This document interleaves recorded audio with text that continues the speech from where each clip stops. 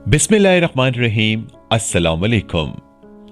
अमृतसर शहर के मशहूर कस्बे होशियार नगर को जाते हुए रास्ते में सिख जमींदारों का एक गांव खापड़ खहेड़ी पड़ता है।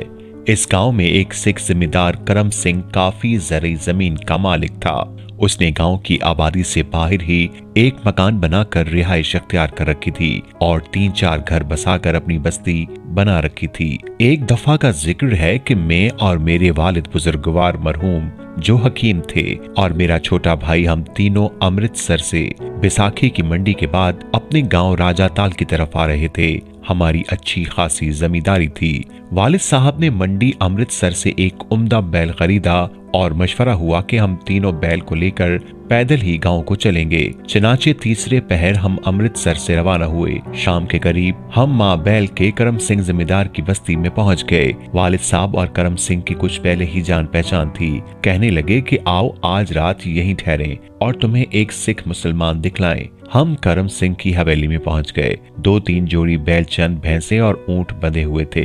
हमने भी अपना बैल वहीं बांध दिया। इतने में करम सिंह भी बाहर आ गए। सलाम दुआ के बाद हमारे बैल को चारा डालकर वो हमें अपने रिहायशी मकान में ले गए। शाम की नमाज का वक्त हो रहा था। हमने नमाज पढ़ने की बात की तो करम सिंह फौरन एक पीतल का नया लोटा पानी से भरकर ले आया। कहने लगा कि लो वजू कर लो और यही नमाज पढ़ो। हम जरा हिचकिचाए कि सिख के घर में नमाज। करम सिंह हमारी झिझक देखकर कहने लगा, कोई मुजायका नहीं, बल्कि हमें बड़ी खुशी है कि मेरे घर में बहुत मुसलमान नमाज पढ़ते हैं। इतने में उसकी बीवी बड़े बॉक्स में से नई धुली हुई सफेद चादर निकाल कर लाई और कहने लगी, लो इस पाक पवित्र कपड़े पर नमाज पढ़ो। फिर चादर एक साफ सुथरे चबूतरे पर बिछा दी। हम नमाज से फारिग हुए तो करम सिंह अपने मकान में से कुरान शरीफ 2-3 रुमालों में लिपटा हुआ निकाल कर लाया और बड़े अदब से हमारे सामने रख दिया। कहने लगा, आप जो कुछ मेरे घर में देख रहे हैं ये सब कुछ इस कुरान शरीफ की बदौलत है। जब से ये कुरान शरीफ हमारे घर में आया है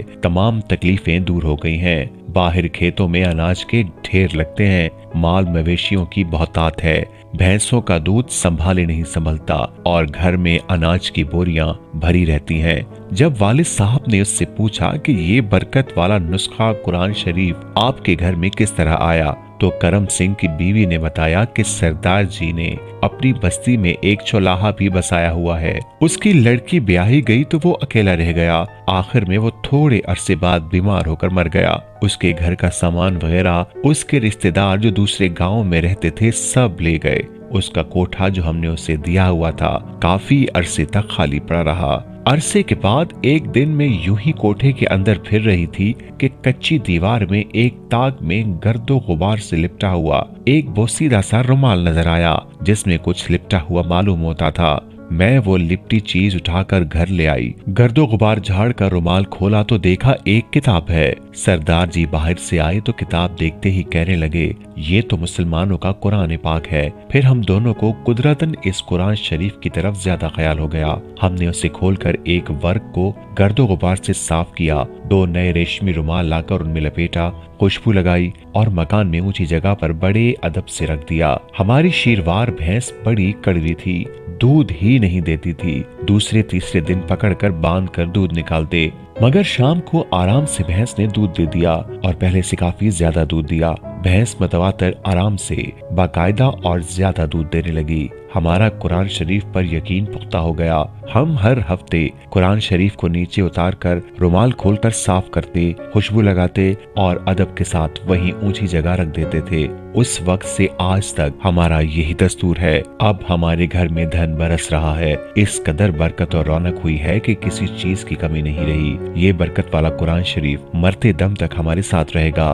हम 1 लाख रुपए के एवज भी किसी को ये नेमत देने पर तैयार नहीं। काश मुसलमान बाअमल होते तो इस सिख को कोई समझाने वाला होता तो वो यकीनन इस्लाम कबूल कर लेता।